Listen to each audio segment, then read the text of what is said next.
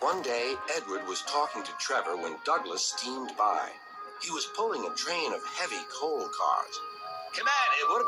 Stop gossiping in the sun when there is work to be done." Later, Edward spoke to Douglas.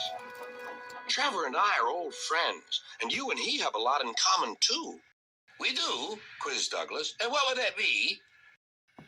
"Scrap," said Edward quietly. Douglas gasped.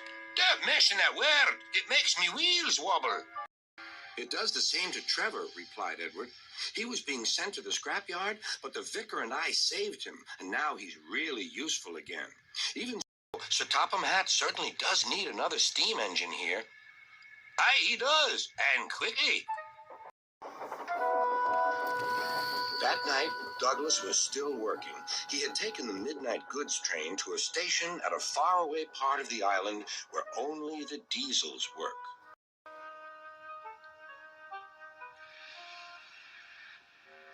He was just shunting, ready for his return journey, when... "That sounds like a steam engine," he thought. The hiss came again. "Who's there?" asked Douglas. A whisper came. "Are you Sir Topham Hatt's engine?" "I am proud of it." "Well, I'm Oliver, and I'm with my brake van towed. We've run out of coal and have no more steam." "But what are you doing?" "Escaping." "From what?" "Scrap." Douglas shivered.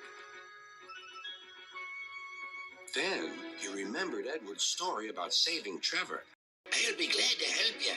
It'll have to look, though, as if you're ready for scrap and I'm taking you away." Their drivers and firemen agreed to help, too.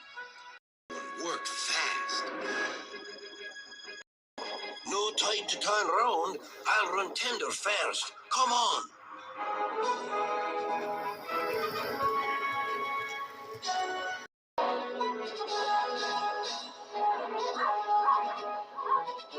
Before they could clear the station, they were stopped.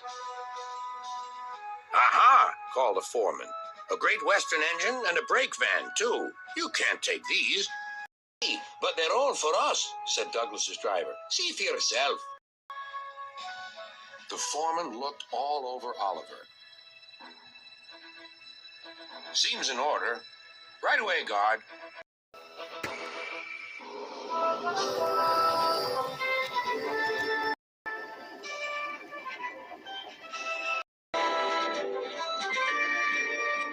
"That was a near thing."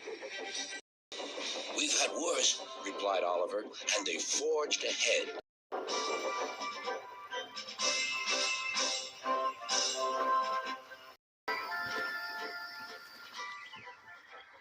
It was daylight when their journey ended. "We're home!" cried Douglas. "Shh," said his driver.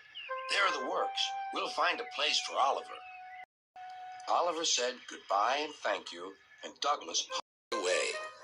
The next day, Douglas told the other engines all about Oliver. "Sir Topham Hatt will have to know," said James. "Douglas should tell him at once," added Gordon. "Well, he is," said a voice. "Now, what's this all about?" "Beg pardon, sir, but we do need another engine." "Sir," ventured Gordon. "A steam engine, sir." "Well, unless one is saved from scrap, there's little hope.